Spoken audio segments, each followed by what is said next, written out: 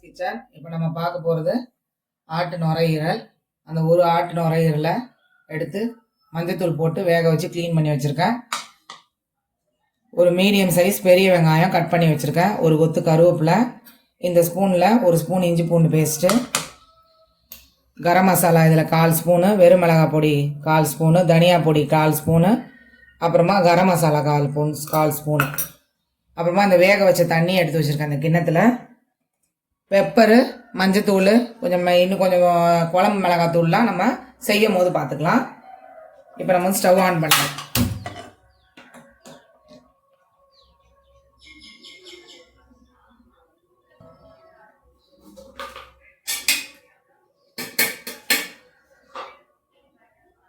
எண்ணெய் இதில் 1.25 ஊற்றிருக்கேன். இப்போ உங்களுக்கு கடுகெல்லாம் போட வேண்டாம். இதில் வெங்காயம் போட்டுடலாம். எண்ணெய் காஞ்சிருச்சு, வெங்காயம் போட்டுடலாம். வெங்காயம் போட்டு கொஞ்சோண்டு கருவேப்பிலை போட்டுக்கோங்க. இது மீடியமாக வச்சுக்கோங்க. நான் இது ஒரு மாதிரி சின்ன பேனு, அதனால் கையில் தெளிக்கணும்னு நான் சொல்கிறேன். நீங்களும் இந்த மாதிரி வச்சுக்கிட்டிங்கன்னா மீடியம்லேயே வச்சுக்கோங்க.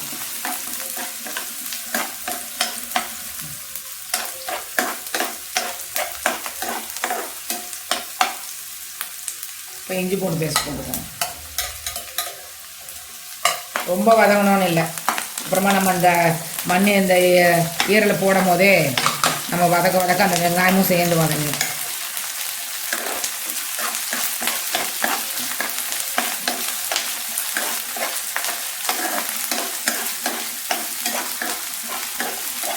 அந்த இஞ்சி பூண்டு பேஸ்ட்டோட அந்த பச்சை வாசனை போகிற அளவுக்கு வதக்கணும்.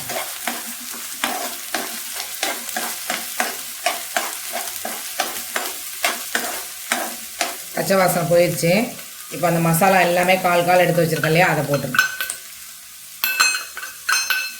போட்டு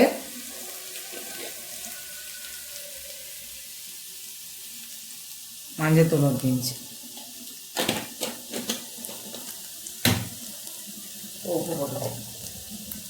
உப்பு ஒரு 1/4 ஸ்பூன் போட்டு இப்போ வெங்காயம், இந்த இஞ்சி பூண்டு பேஸ்ட்டு, இந்த மசாலா எல்லாமே ஒன்றா சேர்த்து கிளறி விடுங்க.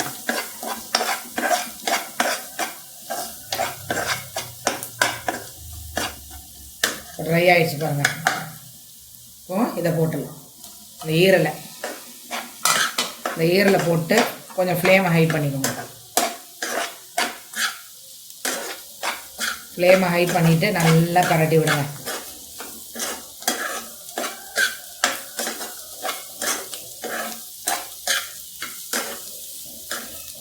நல்லா கிளறி விட்டுக்கோங்க. இந்த மாதிரி பேனில் செஞ்சால் ஈஸியாக இருக்குமே தான் அந்த பேன் எடுத்துக்கிட்டேன். பாருங்கள், எல்லா மசாலாலாம் சேர்ந்து எடுத்து போய் அந்த ஏரில் ஒட்டிக்கிச்சு பாருங்கள். நம்ம உப்பு கரெக்டாக இருக்குது, அதுக்கு மேலே போட வேணாம்.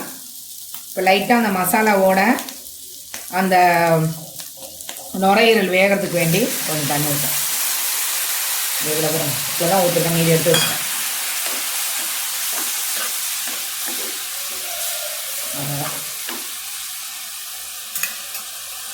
இப்போ நம்ம க்ளோஸ் பண்ணி வச்சிடலாம் ஒரு 6 மினிட்ஸ்க்கு. இப்போ நம்ம திறந்துடலாம் மூடியை. பாருங்கள், நான் ஊற்றின தண்ணி எல்லாம் ட்ரை ஆகிடுச்சு பாருங்கள். எண்ணெயெல்லாம் பிரிஞ்சு வந்துடுச்சா. இப்போ மீடியமில் வச்சுக்கோங்க. ஏன்னா இது பட்டுன்னு வெடிக்கும், அதனால் மீடியமாக வச்சுக்கோங்க. தண்ணியெல்லாம் வற்றுற வரைக்கும் ஹையாக வச்சா கூட ஒன்றும் இல்லை, மீடியம் ஃப்ளேமில் வச்சா கூட. அப்புறமா என்ன ஆகும்னா வெடிக்கும். இதை நீங்கள் ரொம்ப இன்னும் ட்ரையாக முறுன்னு சாப்பிட்ற மாதிரி இருந்தால் இன்னும் ஒரு 10 மினிட்ஸ் கூட வச்சுக்கோங்க. இந்த அளவுக்கு தான் சாப்பிடுவாங்க எங்கள் வீட்டில் எல்லோரும். அதனால் இப்போ பெப்பர் போட்டுடலாம். 1/4 ஸ்பூன் போடுறேன். 1/2 ஸ்பூன் போட்டேன்.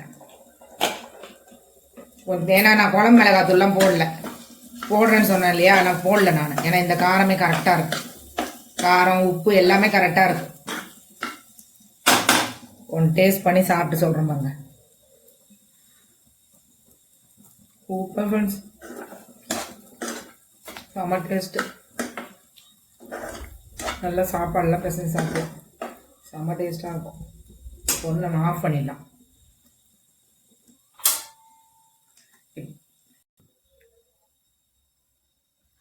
ஸ்டவ் ஆஃப் பண்ணிட்டேன் ஃப்ரெண்ட்ஸ். ஆட்டு நுரையீரல் பெப்பர் பெரட்டல் ரெடி ஆயிடுச்சு. இது உங்களுக்கு பிடிச்சிருந்தா லைக் பண்ணுங்கள், சப்ஸ்கிரைப் பண்ணுங்கள். Thank you friends.